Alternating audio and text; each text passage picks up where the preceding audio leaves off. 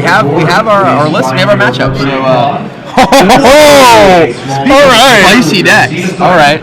Well, you can already see it on the screen. There we have Charles Kraver on the left of your screen playing Mono Green Infect. This will be the second straight tournament I've done commentary on, Legacy portion, where there has been Berserk involved in one of the feature matches. So it is Berserk, Invigorate, Vines of Vast with Mutagenic Growth, and a bunch of green dudes who all have Infect. For those of you who haven't been playing Magic for all that long, I'm not saying the Infect deck is particularly good, but Invigorate is absolutely busted in an Infect deck. Yeah. It is far and away the most powerful card. It's a Mercadian Mask. It's part of the alternate casting cost cycle, and if you have a forest, you can have them gain 4 instead of paying the casting cost, which is green and 2 colorless, and it's +4/+4 to a guy. So it's... You know what card I would like to see in these decks is Bounty of the Hunt. Yeah, that would be sweet. Bounty of the Hunt is the green part of the less heralded part of the Force of Will cycle from Alliances. But is again an alternate cost giant growth. Mike Hadley on the right-hand side of your screen, and we don't want to forget him. He's also playing in this match, despite the fact that his deck is a bit less exciting than Mono Green Effect. He's playing Goblins. Goblins was one of the most popular decks in Legacy for a long time. Played by such masters as Jim Davis, Owen Turnwald. There's a long list of... Owen Turnwald's actual breakout performance was making the finals of Grand Prix Columbus Legacy with Goblins. Why flash into Protean Hulk when you can cast a Siege Gang Commander, you know? And the answer is there's plenty of good reasons. All right, so we have City of Traders into Plague Mirror. Plague Mirror. That's the first time I've ever seen that happen. So we got a blocker for the Lackey. More like he has a blocker for the Plague Mirror. Who should attack? I don't know. Yeah. And he can block and Mutagenic Growth. Yeah. There's a lot of ins and outs here. Imagine if you blocked in Bounty of the Hunted. Just imagine. It's probably worse than Mutagenic Growthing. Bounty of the Hunt's counters, isn't it? No, it goes away in a turn. Oh, okay. I don't know why they're right. Yeah, they're counters that go away. Right. Because it's divided. That's why it was counters in some weird way. Okay, so they're trading off here. And then an Aether Vial. No, I think we're going to see a Wasteland. Right. Yeah, he's going to Wasteland takes that out. All right, so let's see the traders once more with feeling. All right, we'll run that turn back. Was it the same Black Cat? So, Kraver's mana base is 14 Forest, 4 Inkmoth Nexus, 4 City of Traders. He also has 4 Elvish Spirit Guides as mana generation. And that Lackey comes in. All right, we're good. Trade it off again. Block it again. Still treading water. Oh. What? I think he's debating whether he wants to block. He's just taking it. Oh, wow. Here we go. All right, what is I don't really see much in Mike's hand. I think he has a ringleader. Does he? I wish we had the verbal communication to see if he actually blocked or not. Well, it looked like there was some. Oh, I think maybe he's growthing. Oh, okay. Okay, he's blocking and he's blocking and growthing. All right, yeah, that was what the confusion was about whether he sort of picked up his creature to put in the yard, and he was saying, "Oh, just picking up the block," I think. So Mutagenic Growth. He's gonna eat that Lackey.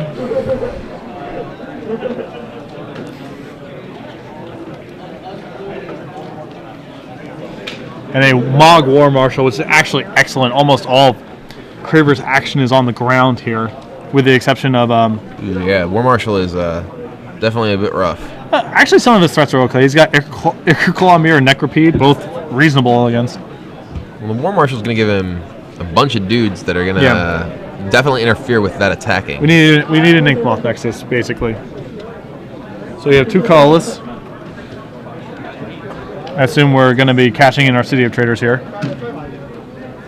And there's an Inkmoth Nexus. And he just says, go. Huh. All right.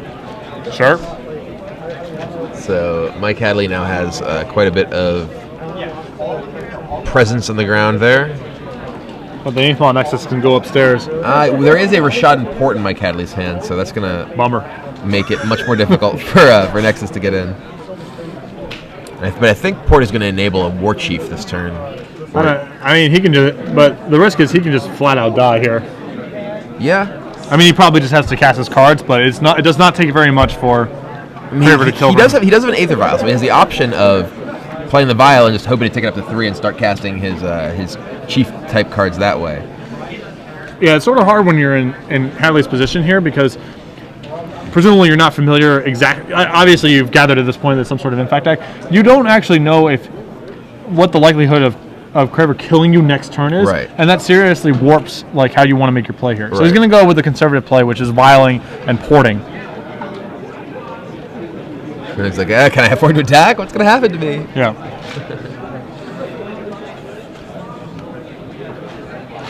So one of the tokens is summoning sick because it came off the War Marshal that just died. Yep. He also probably doesn't want to attack with both because then the other guy could get in.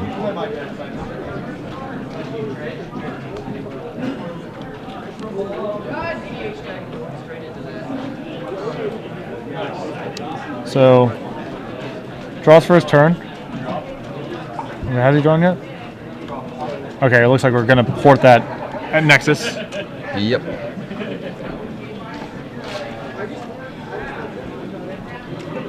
So here, Kraver draws.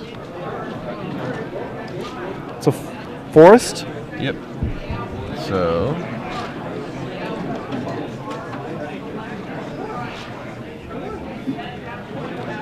Taking for a little bit, has 2 mana available to him. No play.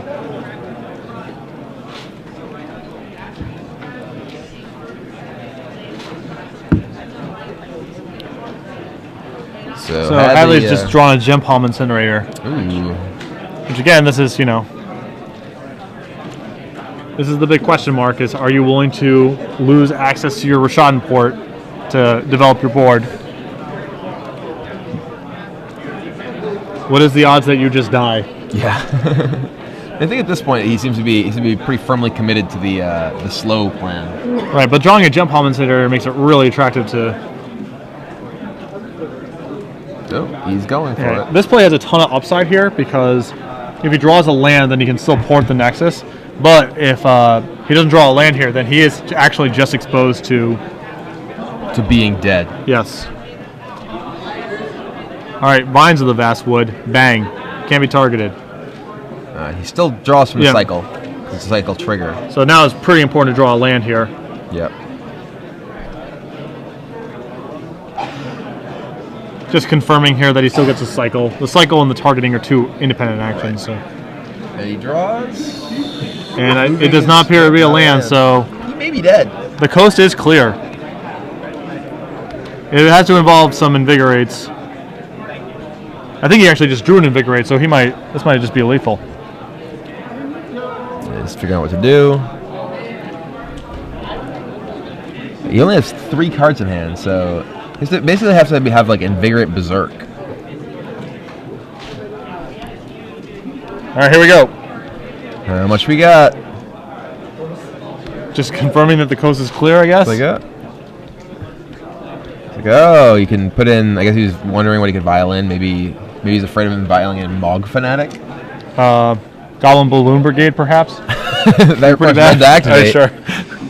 Invigorate that. Do we have a Berserk? No, they seem to be checking. Is that it? That's all we got? It's 5? He's confirming that it's resolving, maybe? Oh, he's giving him the life total, the life gain. Oh no, he did just hit him for 5, so... Okay. And I don't think Hadley is going to drop that port down for the rest of the game. Yeah. I think that's going to stay up and we're just going to be spinning the while. I think he's like, all right. There is no chance. That was too scary. Yep. Not quite yet. I don't think I can get it. So you're going to leave a token back to handle the Plague Mirror and then probably just leave the port up for the Nexus.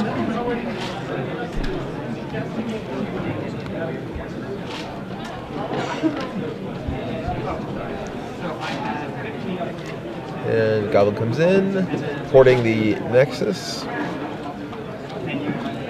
Interestingly, Charles could actually if he had a way to kill Mike, if he had another Invigorate, and he had a Vines of the Vastwood, he could activate the Nexus in response to the port, turn it into a creature, Vines it, and then kill him. It's actually sort of interesting that the Vines that he used previously to save his mirror, his mirror's not doing anything. You know, it's possible that Vines could have ended up being what he needed to actually punch through with that Nexus. Yeah.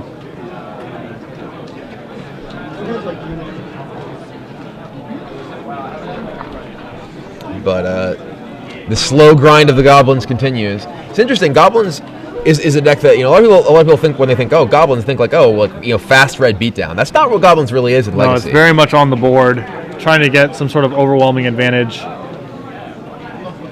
And there's the beginnings of it. There's a Chieftain, which is +1/+1 in haste to all of his Goblins. And here come some Goblins. Again, Hadley being, I think, correctly very conservative, just leaving an extra blocker back on defense. Definitely want to be as careful as possible here. Avoid ruin.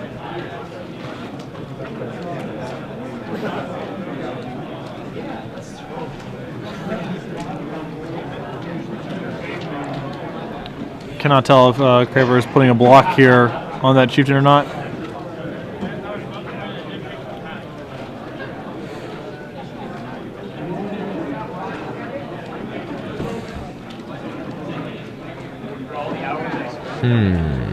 He is blocking the Chieftain, and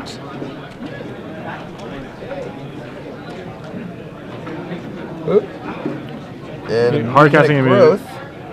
Now, Hadley drew another land for the turn here, so he is happy to use his Gem Palm Incinerator in this spot because he still has a land to hold down the port on the. Yeah, and Kraver's very low on actual resources here. Like he doesn't really have what he needs to break through that Rashadan port anytime soon. Yeah.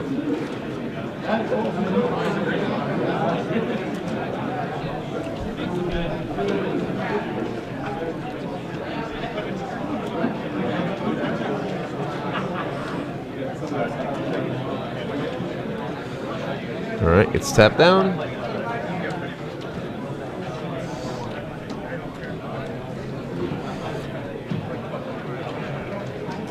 Here's he's just drawing a Necropede, I believe. Boom. Boom. Petey Weedy.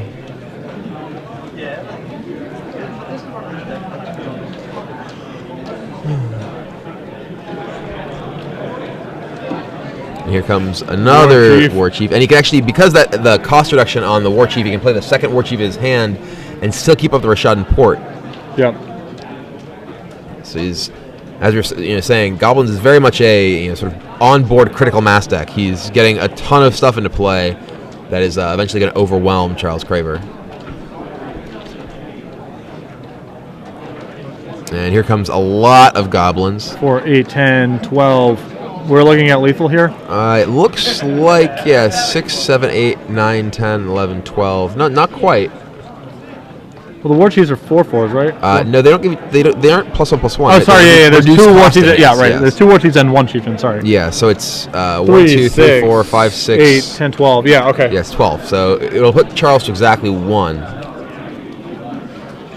Although, is he exposed again now? Like, if he doesn't have lethal? Oh, there is. He is letting up the. The Necropede is actually going to get through, right? Huh. I'm not sure he. So we really thought that through fully. Okay, so. Yeah. All right. Well, here we go. We need an Invigorate. Here we do a Berserk. Does he have a Rancor? No, it looks like he has a Forest and a Berserk. Ah, no.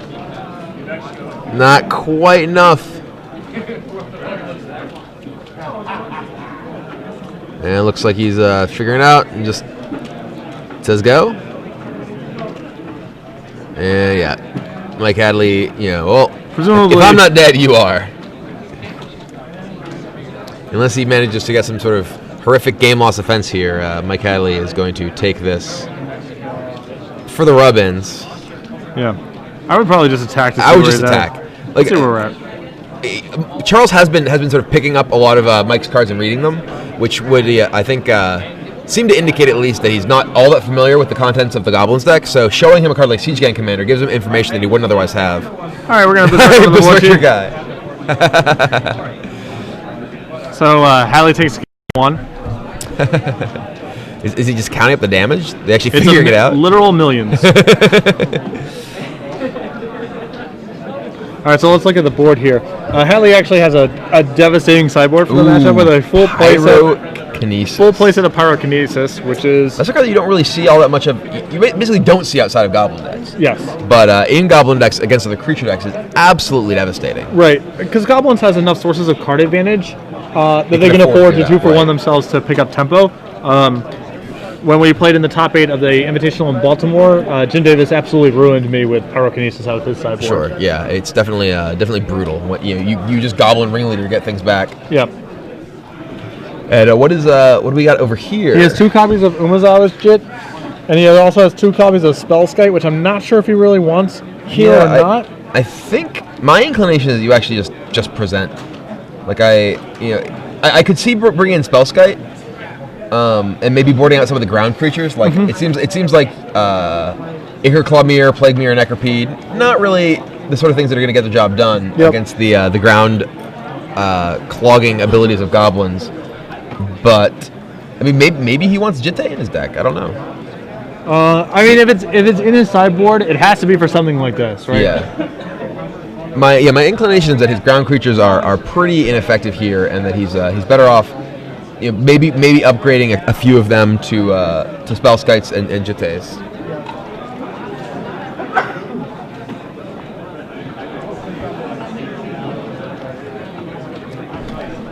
So, what's this other 4 of? Is it Nature's Claim? Oh, Nature's Claim. Yeah. Okay, so that's the disenchant they gain 4? Right, yeah. I don't think he's really... I think he really wants that here. He can kill Aether Vial, but that's not that big a deal. Right.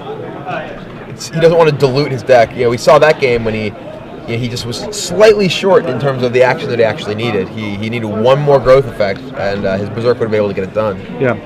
I'm a little surprised that he's playing City Traders instead of Ancient Tomb.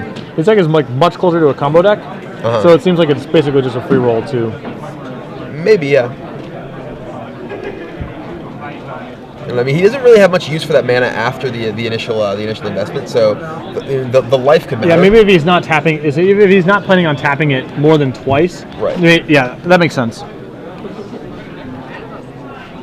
mean, like he's basically using it to play a turn one 2-cost guy, and that's about it. Yeah.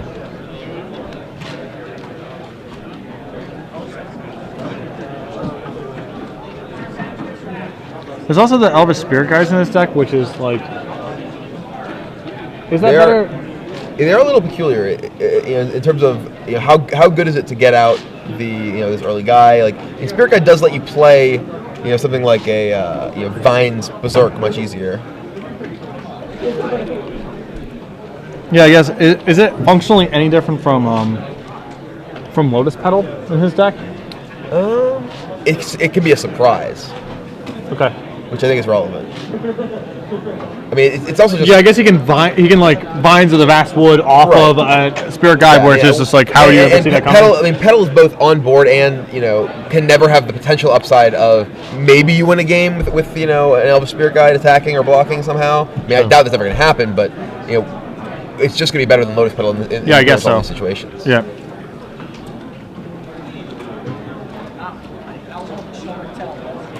So yeah, is there another pump spell that you should possibly be considering? I guess these are probably just the best ones. I mean, I could see maybe just having Giant Growth in your deck. He may just want a higher density of actual growth effects. Again, we're seeing him play against a deck that actually interacts with him on the ground. So the fact that his guys aren't able to get in a couple points here and there, it may not be representative of how it plays out in other matchups. But from that game, it seems like those Plague Mirrors, might have been better off as just more Giant Growth effects to try and with the guy who actually does get through. Yeah.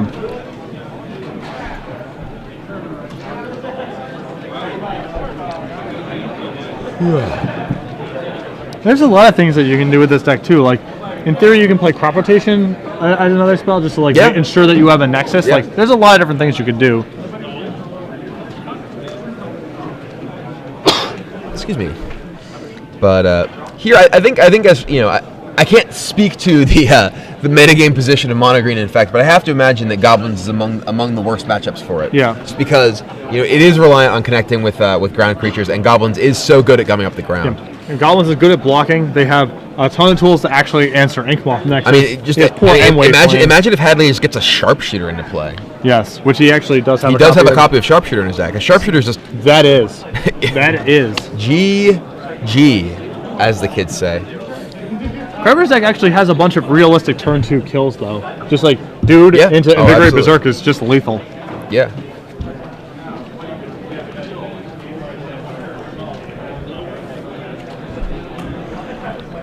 So, Kraver is doing some counting on his fingers, which is never a good sign if you're on the other side of it. What are you at? No, wait, you're always at 10.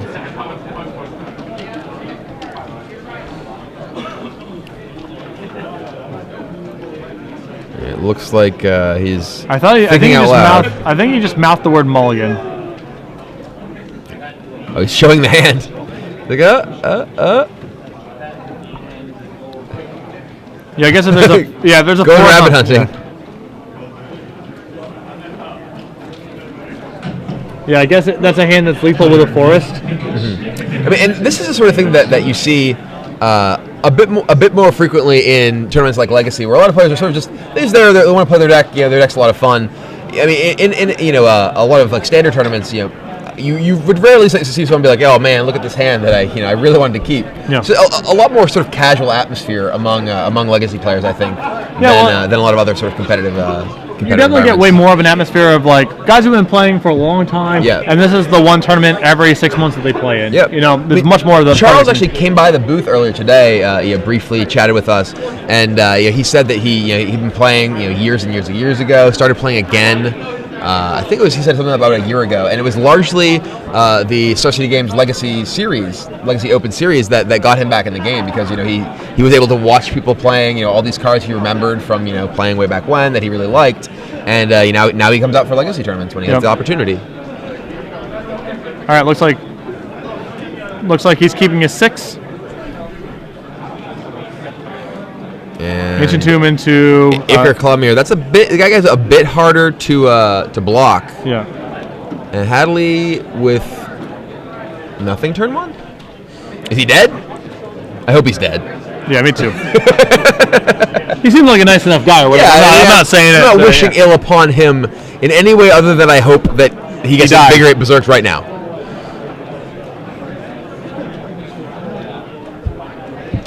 So we're figuring out what we're going to do with the City of Traders. It looks like we're getting our second tap.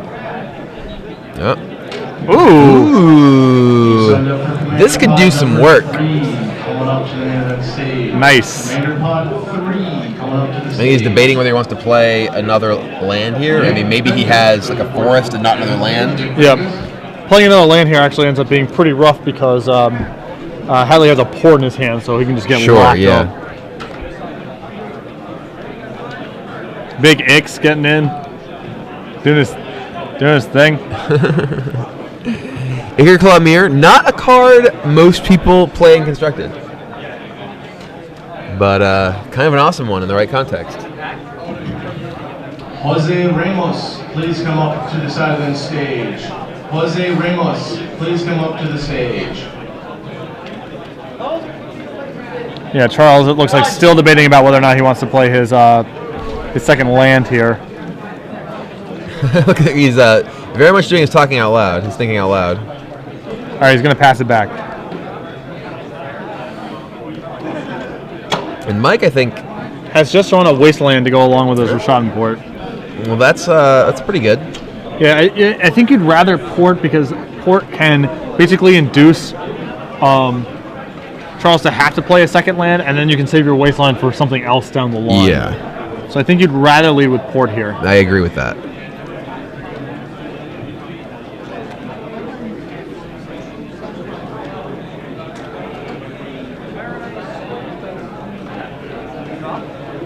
I mean, if you're Mike Hadley, you have to be feeling a little scared. Yeah. Like, If you don't have Pyrokinesis in your hand, then there's you can just be dead. Yeah. This is a real sweat. It's also possible you could just lose to him having another City of Traders and then putting Jit on his guy, and then you just can't get out from under.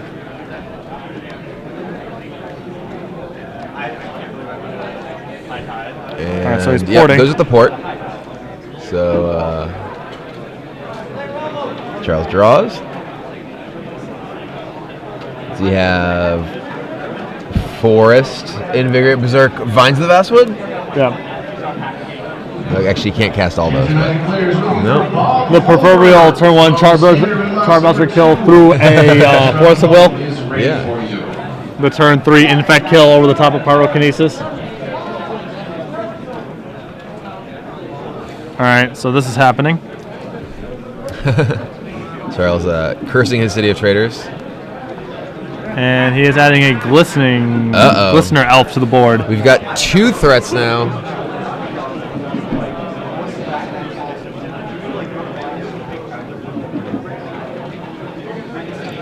You just draw a Tuk-Tuk? The Explorer. No, it's a Scrapper. Oh, no. Tuk-Tuk Scrapper. I cannot recognize the art of the card he's just drawn. No. He has actually a bunch of Gem Palms in his hand, but he can't cast a Goblin and also cycle his Gem Palm. That's a Scrapper. That's a Tuk-Tuk Scrapper that you're looking at.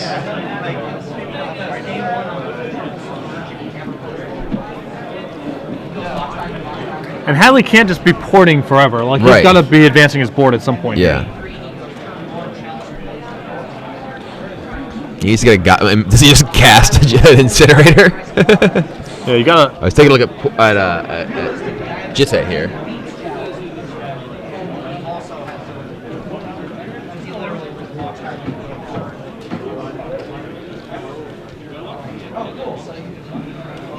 This is a challenge unlike one Hadley has faced before. I'm willing to wager.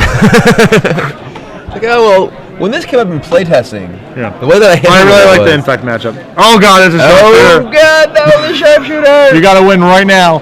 You gotta get Jit on your guy or kill him up pronto. Yeah. Otherwise, this is over. Yeah. I added this to my deck for the Infect matchup. we got some guns coming out. Yeah. And does he have a land to suit up? Oh boy. Land. So you just put it on your Ichor Claw Mirror here? Yeah. And then probably attack with only just the mirror. You don't want him to trade if you're just free rolling with the Jit. Probably. Yep. Oh, no, he's gonna get in there with both.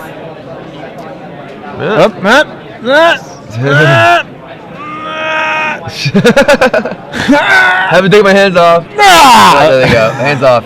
There you go. All right. Both of them are getting in. Yep. So he's gonna trade off here. Blocks. So Hadley had 2 poisons so far. Are we gonna keep him alive? All right. We're gonna Mutagen Growth here. Pyrokinesis would still be devastating. Yeah, Pyrokinesis. But I'm getting the vibe that it's not. The nuts. Is it not in the hand? I do not see it. It's pretty easy to recognize a bunch of fire going everywhere.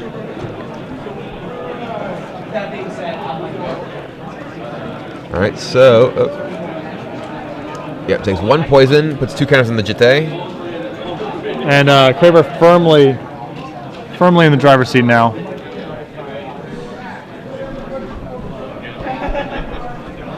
And still no second red source of mana, so he basically needs to get to a point where he can cast 2 spells. Or at least play a spell and cycle Gem Bomb. Yeah, now the game's like. If he had a land, he could play his Tuk-Tuk. Just has a chump blocking pile driver. It looks like. Yeah, that's not gonna do it.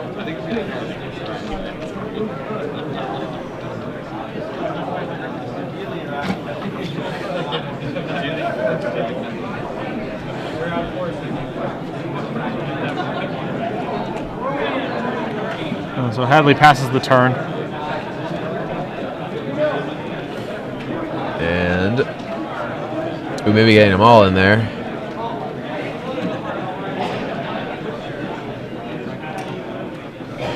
I mean, there is still always the threat that Charles gets blown out by Pyrokinesis. Yeah. Especially if he's not predicting it. He may just be like, okay, well, I'll pump this. with just A for lethal, and it may just end up getting crushed by it.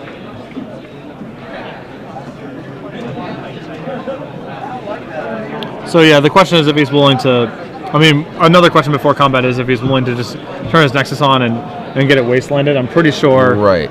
With Hadley stalled on lands here, you're just happy to make that sort of exchange. Also, that wasteland is just not going anywhere anyway. So right, it's not like Oh, he's casting a Plague Mirror. Okay. Sure. Pre-combat Plague Mirror, so I guess he doesn't get wastelanded. Are we just killing that? I think he's just going to kill him before con. Sure. Okay.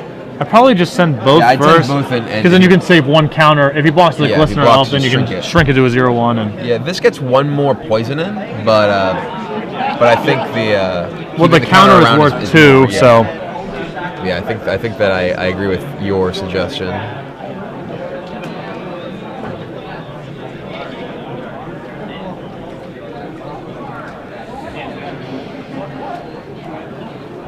So Hadley goes to 5 poison. Yeah. And counters in the Jite.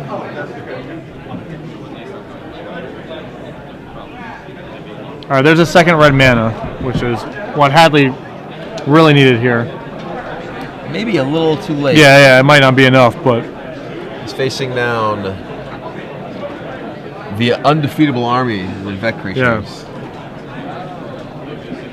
So I mean, he can play a Tuk Scrapper,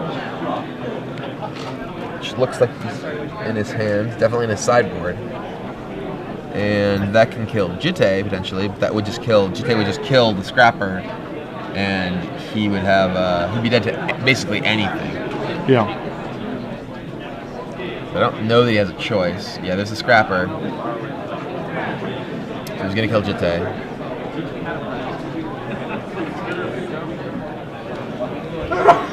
Presumably he's going to gun this thing down.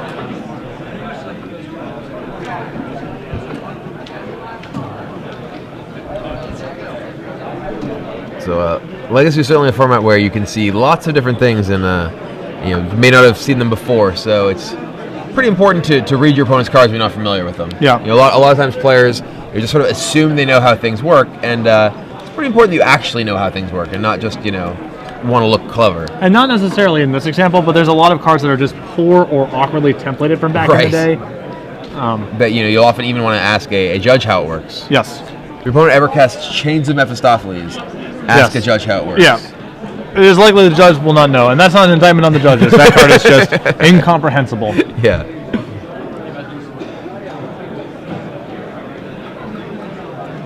So, not quite positive what we're waiting on here. Yeah, I'm assuming he's just going to kill the Scrapper. Oh, he's killing the guy. Okay. Sure.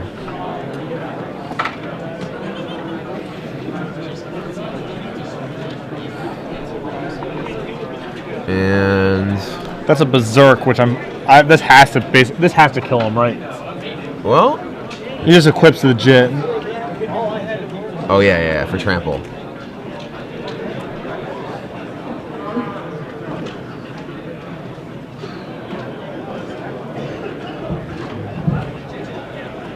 Pump Berserk. I mean, he has a mutagenic growth, so he can actually go over the top of Berserk. Dun dun dun dun. Ah! I think he even has mutagenic growth for back. All right. There we go. Game 3. All right. Well, we're gonna see some more Infect on Goblins action. I love a good Berserk action. It's actually. I hope this is a feature of every open that I get to do. Is I get one Berserk feature match. Last time it was Dutch, the 13/13. That's -1/-1 for each.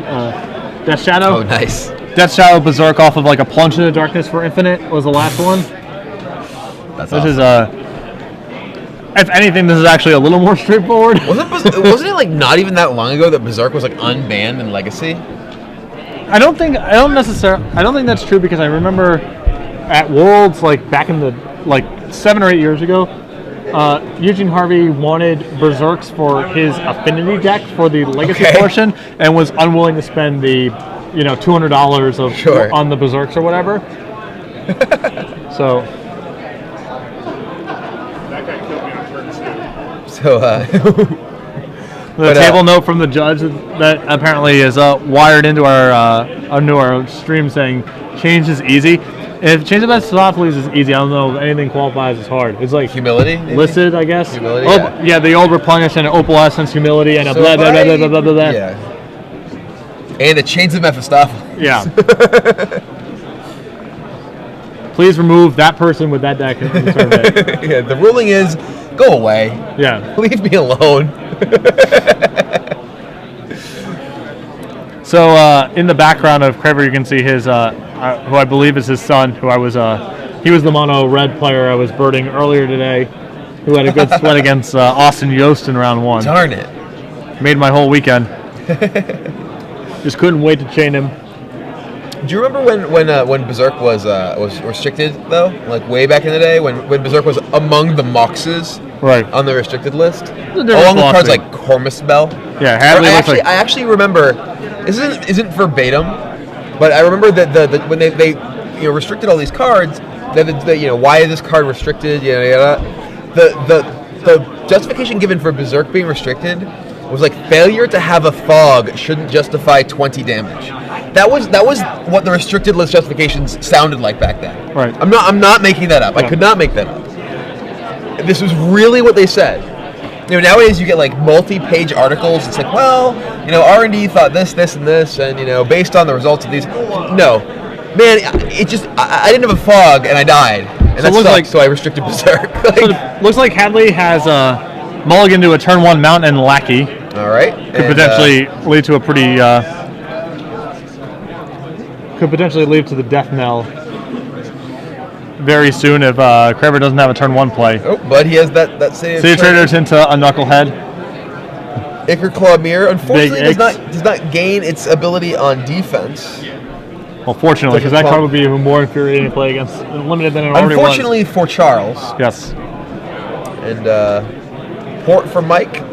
Port pretty devastating against that City of Traders. And Hadley has a Pyrokinesis in his hand. So that could potentially lead to a comical lopsided blowout at some point in this game. Yeah, something could go horribly, horribly wrong for someone.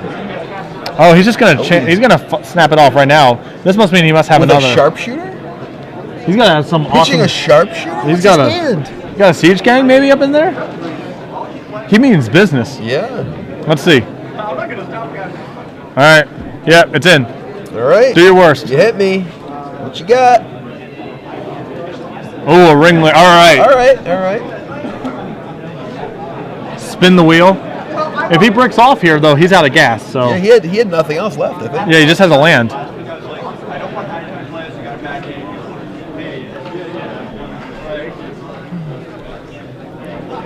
He has there's a siege gang. All right. And is that a gem palm? No, it's another lackey. Oh, lackey. Okay.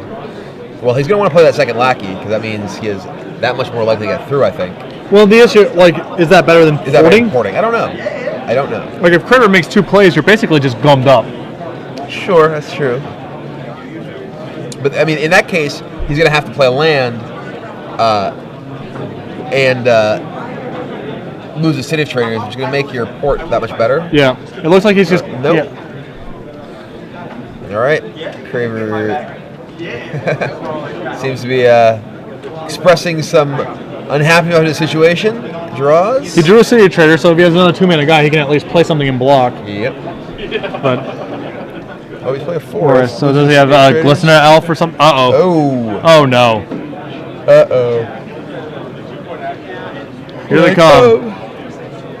Siege Gang is in play. Siege Gang is very Siege Gang is very difficult for the deck that does not plays 2 and 3 mana for creatures that are not as good as Siege Gang activation. Yeah. So Kraver's in a rough spot now. His proverbial goose, I believe, is cooked. Yeah. If he has an Inkmoth Nexus and a Vines, he could pump Vines, yeah, and several Invigorates, he could win this. Otherwise, I'm not liking his chances.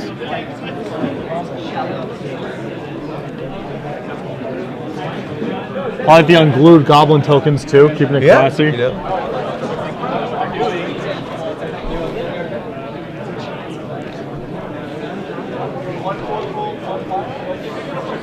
well, I guess we're gonna try to induce a Rancor. Okay.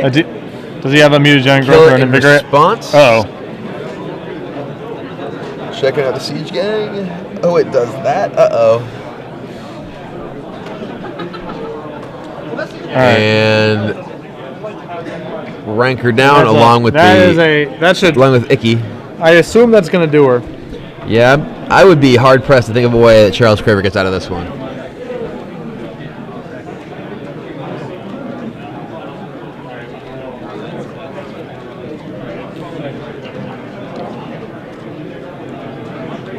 So he's attacking here for 7. It looks like he gets to trigger his lackey again. And another ring leader. Ooh, that's a pretty good one. Into nothing. 4 lands. I don't think it's gonna matter. Yeah. He's got quite enough already. He's gonna tap the City of Traders. Blocks down City. Charles draws.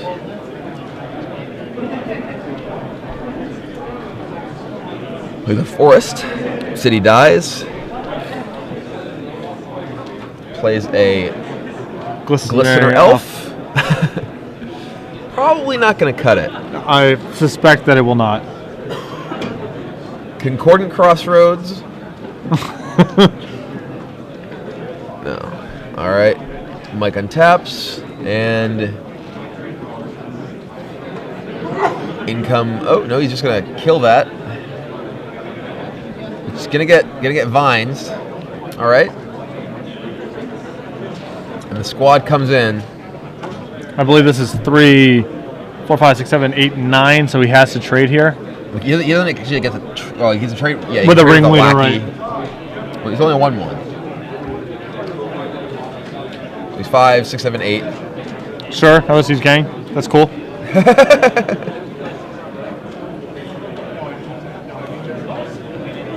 So Kraver believes at 1 life, and he's staring down, Siege Gang, and doesn't really have anything. There's that Nexus. Now he needs a Concordant Crossroads. And.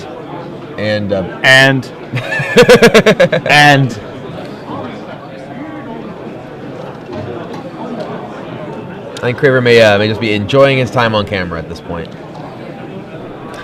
I'll activate. I'll do it. You. And there it is. There it is. And so Mike Hadley's Goblin deck manages to take down Charles Kraver and his Infect deck 2 games to